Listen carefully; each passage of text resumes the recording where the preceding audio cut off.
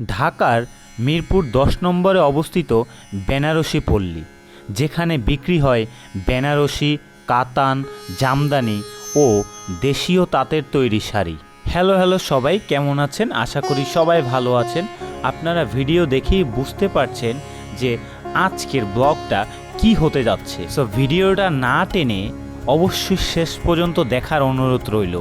আর হ্যাঁ, যদি কেউ ফলো বা সাবস্ক্রাইবার না করে থাকেন তাহলে অবশ্যই ফলো দিয়ে আমার পাশে থাকবেন। তাই আজ আমরা চলে আসলাম মিরপুর 10-এর বেনারসি পল্লীতে। বিয়ের শাড়ি কেনার জন্য ক্রেতাদের বেশ পছন্দের স্থান এটি। মিরপুরে এই বেনারসি পল্লী গড়ে ওঠার পিছনে রয়েছে দীর্ঘদিনের ইতিহাস।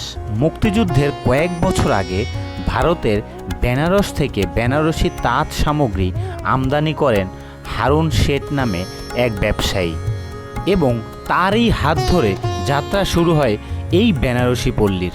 ধীরে ধীরে বেনারসি, কাতান, ঢাকাই মসলিন, ঢাকাই জামদানি, পিওর সিল্ক, মটকা সিল্ক ইত্যাদি শাড়ির জনপ্রিয়তা ছড়িয়ে পড়তে থাকে। বিয়ের কনের জন্য লাল টুকটুকে শাড়ি ছাড়াও বিয়েতে আত্মীয়দের উপহার দেওয়ার জন্য এবং বিভিন্ন উৎসব অনুষ্ঠানে পরার উপযোগী শাড়ি কেনার জন্য আপনারা বেনারসি পল্লীকে বেছে নিতে পারেন। এই বেনারসি পল্লীতে রয়েছে প্রায় 100 শতাধিক বেশি দোকান, এবং আপনি দোকানের পাশেই দেখতে পাবেন কিছু শাড়ি তৈরির কারখানা। এখানে বাংলাদেশের সব জায়গার ক্রেতারা এসে শাড়ি ক্রয় করে থাকে। এটি বাংলাদেশের সর্ববৃহৎ শাড়ি মার্কেটের একটি বলে ভাবা হয়। সব শ্রেণীর মানুষই এই মার্কেটে কেনাকাটা করতে আসে। আপনি চাইলে আগে থেকে অর্ডার দিয়ে বিশেষ ডিজাইন দিয়ে বেনারসি শাড়ি বানিয়ে নিতে পারেন। তবে সব দোকানে এই সুযোগ পাবেন না, অল্প সংখ্যক দোকানেই এই সুযোগ পাবেন। এখানে 1000 টাকা থেকে শুরু করে 15,000 টাকার মধ্যে বেনারসি কাতান পাওয়া যায়, এবং আপনি লাখ টাকার উপরেও শাড়ি পাবেন। তবে বেনারসি পল্লীতে কেনাকাটার সবচাইতে বড় সুবিধা হচ্ছে এখানে আপনি চাইলে দামাদামি করতে পারবেন। বেনারসি শাড়ি স্থানীয় কারিগরদের হাতে দেশে। বেনারসি পল্লীর দোকানগুলো সোমবার থেকে শনিবার পর্যন্ত সকাল 10টা থেকে রাত 10টা পর্যন্ত খোলা থাকে, এবং রবিবার তাদের দোকানগুলো সম্পূর্ণভাবে বন্ধ থাকে। তাই আপনারা যদি এই মার্কেটে আসেন তাহলে রবিবার ছাড়া অন্য বাকি দিনগুলো আপনি আসতে পারবেন। ভিডিওতে যাদের দেখছেন আসুন তাদের সাথে একটু পরিচয় হয়ে নিই।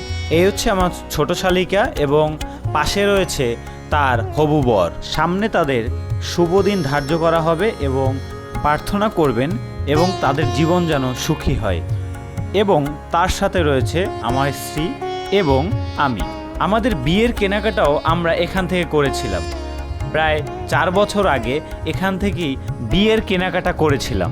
আপনি শাড়ির দোকানে গেলে অনেক ধরনের শাড়ি দেখতে পাবেন। এখন যেটি দেখতে পাচ্ছেন সেটা হলো একটি শাড়ি তৈরির যন্ত্র। বিভিন্ন ধরনের কাতান, জামদানি এই যন্ত্রের মাধ্যমেই শাড়ি তৈরি হয়ে থাকে। এই যন্ত্রটি মূলত দোকানে দেখার জন্যই রাখা হয়েছিল। খুবই সুন্দর ছিল জিনিসটি এবং ইউনিক ছিল। এটি মূলত স্যাম্পল হিসেবে রাখা হয়েছিল।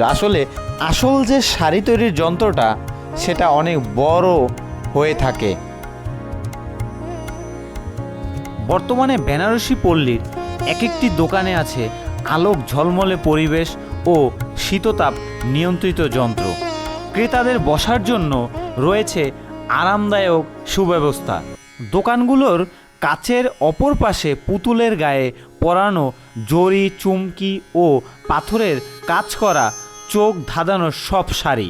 বিক্রেতারা চা কিংবা কোমল পানীয় দিয়ে আপ্যায়ন করে থাকে ক্রেতাদের। সাধারণত বিয়ের শাড়ি কেনার জন্যই ক্রেতারা এখানে বেশি আসেন।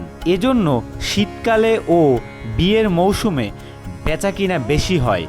আর মাত্র কয়েকদিন পরেই হিন্দু ধর্মাবলম্বীদের বড় উৎসব দুর্গাপূজা। পূজাকে কেন্দ্র করে বিয়েও জমে অনেক বেশি। তাই তো জামদানি ও দেশি তাঁতের শাড়ি কিনতে ভিড় জমায় ক্রেতারা।